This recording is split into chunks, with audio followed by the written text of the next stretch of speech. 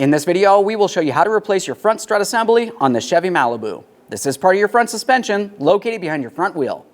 You'll have two of these, one on each side of your vehicle. A quick note, when you're doing these struts, it's important to make sure you replace them as a pair and get yourself a four-wheel alignment afterward. Let's get into it. Okay friends, let's get started on our job. The first thing we need to do is safely raise and support the front of the vehicle so the wheel's off the ground. Once you've done that, continue on to removing all 5 of your 22mm lug nuts and then the wheel. Inspect your lug nuts as you remove them, replace them as necessary.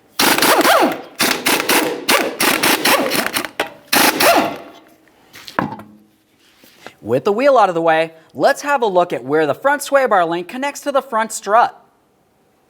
You'll find that you'll be using an 18mm on the mounting nut and a T27 Torx bit on the center of the stud here. Try to break that nut free first. Now at this point, we can continue on with either holding the nut and turning the stud, or holding the stud and turning the nut. For me, I'm going to hold the nut because there really isn't much room to turn here, and I'm going to go ahead and turn that stud with my Torx bit.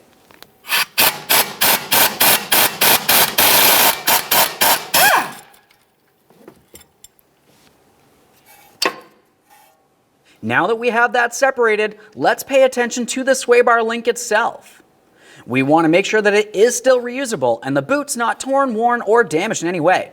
If it looks like the sway bar link is damaged, go ahead and replace it, and if you have to replace it as a pair at the same time as the other side.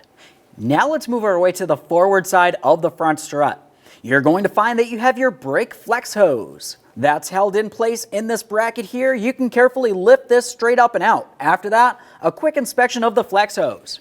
If you have a hard time lifting on that, you could carefully use a pry bar and gently pry it up. We want to be careful not to damage this.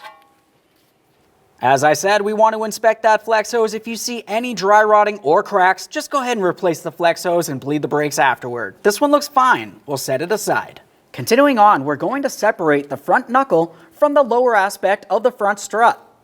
You'll find that this is held in place with 2 mounting bolts, one up high here and one just below it. Before you go ahead and remove those, it's important to note, once you do have those removed, the knuckle and brakes may want to pull outward. You want to be careful not to let that happen. You could cause damage to the flex hose or the axle. To prevent that, you could just use a rubber strap of some sort. Now for the rest of the entire time, we need to pay extra careful attention to the strap, making sure that it doesn't potentially fall off and hurt us. And we also, once again, don't want to put a tug on anything we shouldn't. Use 2 18mm at this point. We'll have an 18mm for the bolt head along the back side of this and an 18mm on the nut.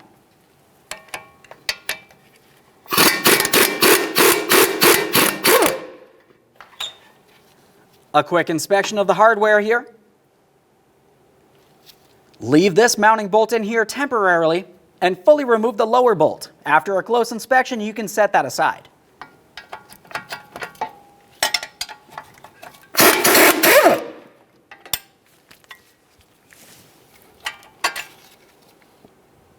At this point, take hold of your brake rotor and backing plate. We're going to hold this in place and remove our final mounting bolt down along the bottom here. A quick inspection will set that aside. At this point, hold onto your brake rotor and backing plate. Use a rubber mallet and lightly tap on the strut. We want to separate the knuckle from the strut. Shouldn't take very much pressure here. Carefully rest this in the resting position and we can make our way up under the hood. In the engine compartment, you'll be looking for the strut tower. In the center of the strut tower, you're going to find that you have a 24mm mounting nut. That's the nut that we're going to be removing, but before you do, make sure you're inside the wheel well with one hand holding onto that strut so it doesn't fall down and potentially break anything. Now while holding onto that, let's continue on with removing the 24mm nut.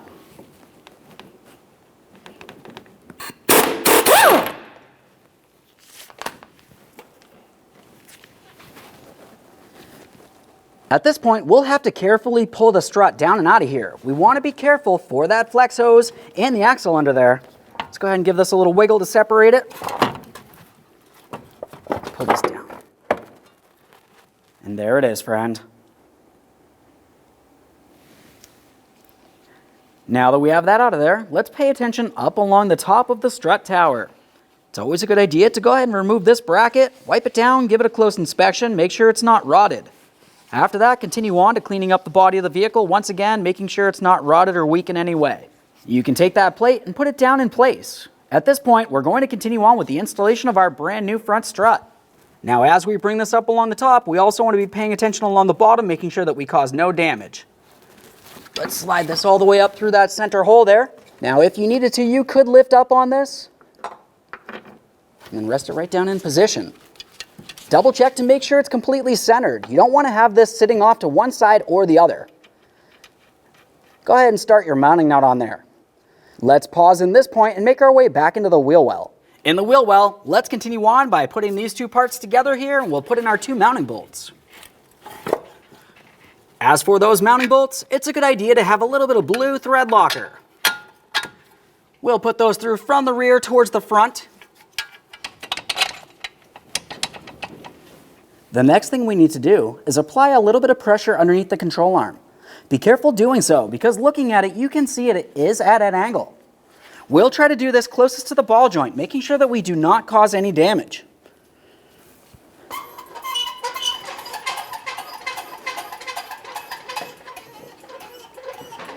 Now we can make our way up to the bolts that hold the knuckle to the front strut. Now we can start on each of those two 18mm headed mounting nuts. After that, snug them up, torque them to 63 foot-pounds.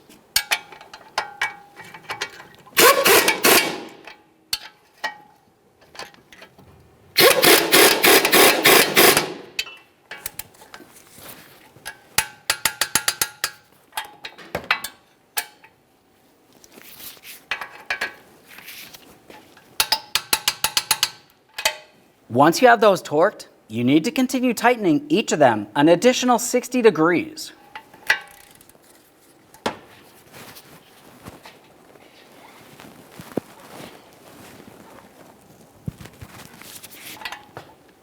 Let's remove our strap.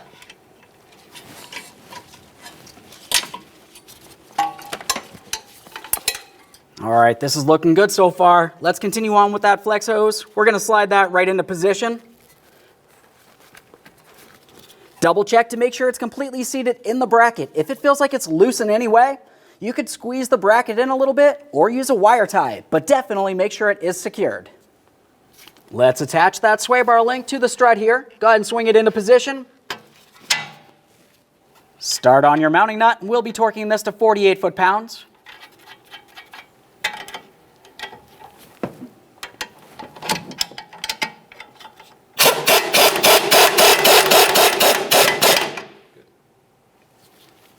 Torque this to 48 foot-pounds. Remove the support from under your control arm. Let's give this area one last quick look to make sure everything's tight as it needs to be. Once you've done so, continue on with your wheel. Start on all 5 of your 22mm lug nuts, bottom them out. Once you get the wheel back on the ground, we're going to torque each of these to 110 foot-pounds.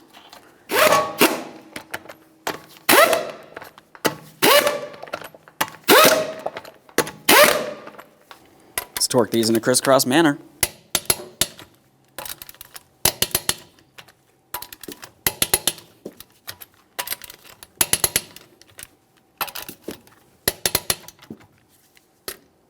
Torqued. With the complete weight of the vehicle back on the ground, we're going to continue on in the engine compartment along the top of that strut tower. Take your mounting nut, start it on by hand, and snug it up. After that, torque it to 41 foot-pounds.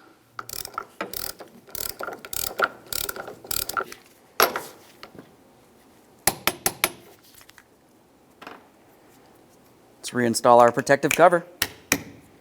Okay, friend, we finished installing one side of our front struts. The process for one side of the vehicle is the exact same thing as the other. Whenever you do these, you do them as a pair. After that, get yourself a 4-wheel alignment. Thanks for watching. When only the best will do, demand TRQ. The only company that lets you view before you do. TRQ is committed to offering the highest quality aftermarket auto parts that are engineered for peace of mind. Thanks for using and viewing with TRQ.